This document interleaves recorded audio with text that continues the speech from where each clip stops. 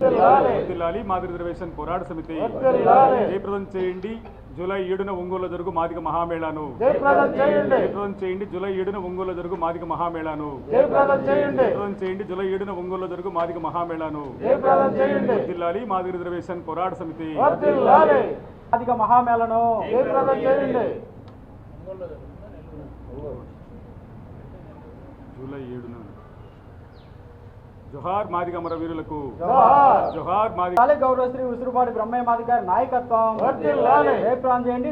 7న మాదిగ మహామేళను. గత 30 ఏళ్లుగా మాదిగ రిజర్వేషన్ పోరాట సమితికి అండదండలుగా ఉంటూ పత్రికల ద్వారా ఎలక్ట్రానిక్ మీడియా ద్వారా మీరు అందించిన సహకారానికి మరొకసారి మీకు ధన్యవాదాలు తెలియజేసుకుంటూ జూలై 7కి ఎంఆర్పిఎస్ ఉద్యమం ఏర్పడి 31 సంవత్సరాలు అవుతున్న సందర్భాన్ని గుర్తు చేస్తున్నాం.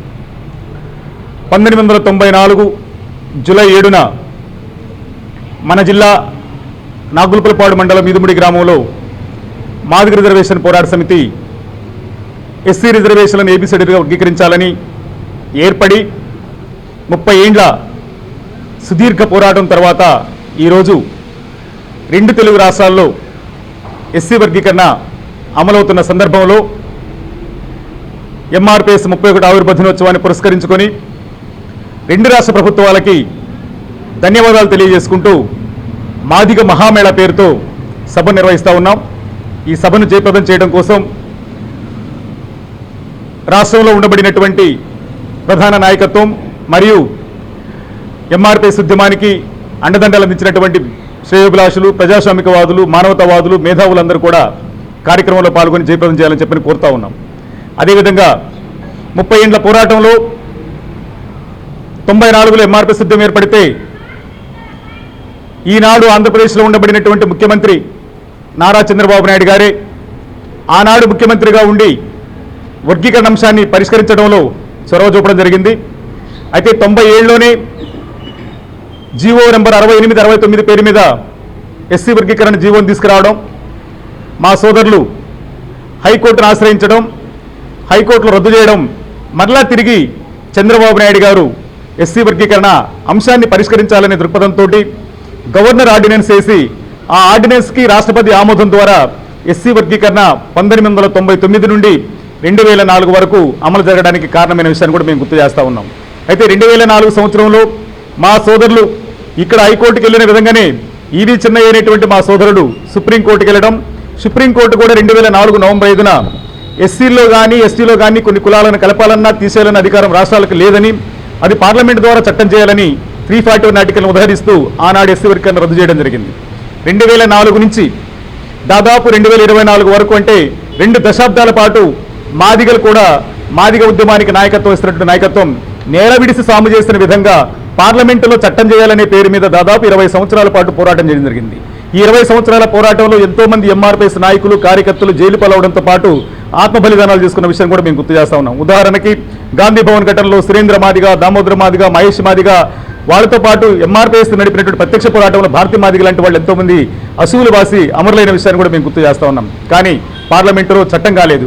కానీ 2004లో వర్గీకరణ రద్దయిన తర్వాత ఆంధ్రప్రదేశ్లో EV Chennai versus Andhra Pradesh government రద్దయిన తర్వాత అప్పటికే పంజాబ్లో వర్గీకరణ అమలవుతూ ఉంటాం. పంజాబ్లో కూడా వర్గీకరణ వ్యతిరేకులు ఈ సుప్రీంకోర్టు తీర్పును ఉదహరించి అక్కడ కూడా వర్గీకరణ రద్దు చేయించడం జరిగింది. కానీ వర్గీకరణ పట్ల సానుకూల దృక్పథం ఉండబడినటువంటి పంజాబ్ రాష్ట్ర ప్రభుత్వం హైకోర్టు నుంచి సుప్రీంకోర్టులో న్యాయ పోరాటం దాదాపు 2011 నుంచి 2024 వరకు సుప్రీంకోర్టులో న్యాయ పోరాటం చేసిన విషయాన్ని మేము గుర్తు చేస్తా ఉన్నాం. అయితే పంజాబ్ ప్రభుత్వం చేసినటువంటి న్యాయ పోరాట ఫలితంగా 2020 ఆగస్టు 27వ తారీఖున అరుణ మిశ్రా గారితో కూడినటువంటి ధర్మాసనం ఒక ఆర్డర్ ఇవ్వడం జరిగింది. 2004లో ఇచ్చినటువంటి తీర్పుకు అనుగుణంగా ఆ తీర్పును పునఃసమీక్షించాల్సిన అవసరం ఉందని, ఎస్సీలో ఉండబడినటువంటి కులాల్లో బలవంతుణ్ణి బలహీనుని ఒక చోట కూర్చోబెట్టి ఫలాలు పెడితే బలవంతులు ఎక్కువ అనుభవించడానికి అవకాశం ఉంది కనుక బలహీనుడు నష్టపోతాడు, కాబట్టి 2004 నాటి తీర్పుని పునఃసమీక్షించి వెనకబడిన వర్గాలకు న్యాయం జరగాలంటే వర్గీకరణ జరగాలని చెప్పని అభిప్రాయపడుతూ ఆనాడు 5 జడ్జీలే, ఈనాడు 5 జడ్జీలమే కాబట్టి దాన్ని రద్దు చేసే అధికారం మాకు లేదు కనుక దీని మీద ఉన్నత రాజ్యాంగ ధర్మాసనాన్ని 7 సభ్యులతోనూ 9 సభ్యులతో ఏర్పాటు చేసి ఈ వర్గీకరణ సమస్యను పరిష్కరించాలని చెప్పి తన అభిప్రాయాన్ని వెల్లబుచ్చడం, తదనుగుణంగా చంద్రచూడ్ గారి నేతృత్వంలో 7 సభ్యుల ధర్మాసనం ఏర్పడటం, ఆ 7 సభ్యుల ధర్మాసనం సుదీర్ఘంగా 340 నాటికలతో పాటు భారత రాజ్యాంగంలో దళితులకు కల్పించిన హక్కులన్నిటి మీద కూడా అధ్యయనం చేసి ఏ ఒక్క కులానికి అన్యాయం జరగొద్దు, అన్ని కులాలకు సమాన న్యాయం జరగాలని చెప్పి ఆశించినటువంటి సుప్రీంకోర్టు 2023 ఆగస్టు 21న 2024 ఆగస్టు 21న ఎస్సీ వర్గీకరణ రాష్ట్రాలే అమలు చేసుకోవచ్చని తీర్పిచ్చిన నేపథ్యాన్ని మేము గుర్తు చేస్తూ ఉన్నాం. ఆ తీర్పుని చారిత్రాత్మక తీర్పుగా మేము భావించి ఈరోజు ఎస్సీ వర్గీకరణ ఉద్యమానికి సంఘాల మద్దతు, సమాజం మద్దతు, మేధావుల మద్దతు, అదేవిధంగా శాసనసభల మద్దతు, వాటితో పాటు అన్ని అధికార పక్షము, ప్రతిపక్షము, అన్ని రాజకీయ పార్టీల మద్దతు కూడగట్టడంతో పాటు వర్గీకరణ సమస్య న్యాయబద్ధమైందని చెప్పని సుప్రీంకోర్టు కూడా తన మద్దతును తెలియజేసి ఎస్సీ వర్గీకరణ రాష్ట్రాలు అమలు చేసుకోవచ్చని ఇచ్చిన చారిత్రాత్మక తీర్పును అనుగుణంగా ముందుకెళ్లే క్రమంలో తెలంగాణ రాష్ట్ర ప్రభుత్వం అక్కడ కేబినెట్ కమిటీ వేయడం, అదేవిధంగా షమీమ్ అఖ్తర్ కమిషన్ వేయడం, షమీమ్ అఖ్తర్ కమిషన్ ఇచ్చిన నివేదికను ఆధారంగా చేసుకొని ఎస్సీ వర్గీకరణకు అక్కడ గ్రూప్ 1, గ్రూప్ 2, గ్రూప్ 3గా 3 గ్రూపులుగా విభజిస్తూ అక్కడ ఎస్సీ వర్గీకరణ చేసిన విషయాన్ని మేము గుర్తు చేస్తున్నాం. అదేవిధంగా ఎస్సీ వర్గీకరణ అక్కడ చేయడంతో పాటు అసెంబ్లీలో చట్టం చేసి ఒక శాశ్వత పరిష్కారానికి దారి చూపిన విషయాన్ని కూడా మేము గుర్తు చేస్తా ఉన్నాం. అదేవిధంగా ఆనాడు ముఖ్యమంత్రి చంద్రబాబు నాయుడు గారు ఈనాడు మళ్ళీ ముఖ్యమంత్రిగా ఉన్న సందర్భంలో కూడా ఎస్సీ వర్గీకరణ పట్ల తనకు ఉండబడిన చిత్తశుద్ధిని చాటుకునే విధంగా చంద్రబాబు నాయుడు గారు కూడా ముందుకెళ్లి ఇక్కడ రాజీవ్ రంజన్ మిశ్రా కమిషన్ ఇచ్చడం జరిగింది. ఆ కమిషన్ ఇచ్చినటువంటి నివేదిక ఆధారంగా గ్రూప్ 1, గ్రూప్ 2, గ్రూప్ 3గా ఇక్కడ కూడా వర్గీకరించడం జరిగింది. కానీ తెలంగాణలో చట్టం జరిగింది, ఆంధ్రప్రదేశ్లో ఆర్డినెన్స్ జరిగింది. ఆర్డినెన్స్ అయిన వర్గీకరణ అమలు జరగడానికి కారణమైంది కనుక ఈ రోజు ఎస్సీ వర్గీకరణ అమలు చేయడంలో 2 రాష్ట్ర ప్రభుత్వాలు ముందు వరుసలో ఉన్న సందర్భంలో ఆ ప్రభుత్వాలకు ధన్యవాదాలు తెలియజేసుకుంటూ ముందుకెళ్లే క్రమంలో ఈరోజు ఆంధ్రప్రదేశ్ రాష్ట్ర ప్రభుత్వం కూడా తెలంగాణ ప్రభుత్వం మాదిరిగానే ఆర్డినెన్స్ కాకుండా చట్టం చేయాలని, రోస్టర్ విధానంలో ఉండబడినటువంటి మార్పులను సరిచేయాలని చెప్పని రాష్ట్ర ప్రభుత్వానికి విజ్ఞప్తి చేస్తూ 2 రాష్ట్ర ప్రభుత్వాలకు ధన్యవాదాలు తెలియజేస్తూ ఈ మాదిగ మహామేళ కార్యక్రమాన్ని నిర్వహిస్తూ ఉన్నాం. ఈ కార్యక్రమాన్ని జయప్రదం చేయాల్సిందిగా సవినయంగా విజ్ఞప్తి చేస్తూ ఉన్నాం. అదేవిధంగా 30 ఏళ్ల ఎంఆర్పీఎస్ ఉద్యమ పోరాటం ఒకనాడు బాబాసాహెబ్ అంబేద్కర్ స్ఫూర్తితో బోధించు, సమీకరించు, పోరాడు నినాదంతో ఉద్యమం మొదలైంది. ఆ ఉద్యమం మొదలైన సందర్భంలో ఎంఆర్పీఎస్ ఉద్యమంగా తన స్లోగన్గా ఆత్మగౌరవం, హక్కులు, రాజ్యాధికారమైనటువంటి నినాదంతో ముందుకొచ్చాం. ఈ రోజు 30 ఏళ్ల పోరాటం తర్వాత మాదిగలు ఆత్మగౌరవం సాధించుకున్న సంగతి కనపడతా ఉంది. మాదిగని చెప్పుకునే ధైర్యంగా ఆత్మగౌరవాన్ని ప్రకటిస్తా ఉన్నాం.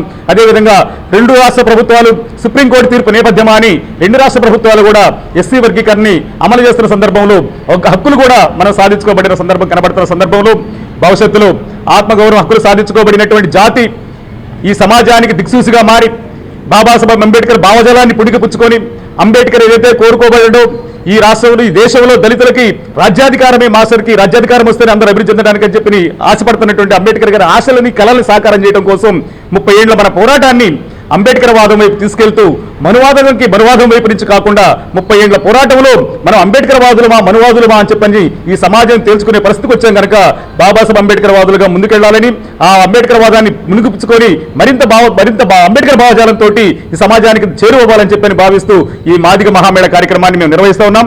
ఈ మాదిగ మేళ మహా కార్యక్రమాన్ని జయప్రదం చేయడం కోసం, మహాసభను జయప్రదం చేయడం కోసం ఈ జిల్లాలో ఉండబడినటువంటి మాదిగ ప్రజలు, యువకులు, విద్యార్థులు, మహిళలు, ప్రజాస్వామికవాదులు, మేధావులతో పాటు ఈ రాష్ట్రంలో ఉండబడినటువంటి మా సమాజం మొత్తం కూడా కార్యక్రమాలు హాజరై జయప్రదం చేయాల్సిందిగా పిలుపునిస్తున్నాం.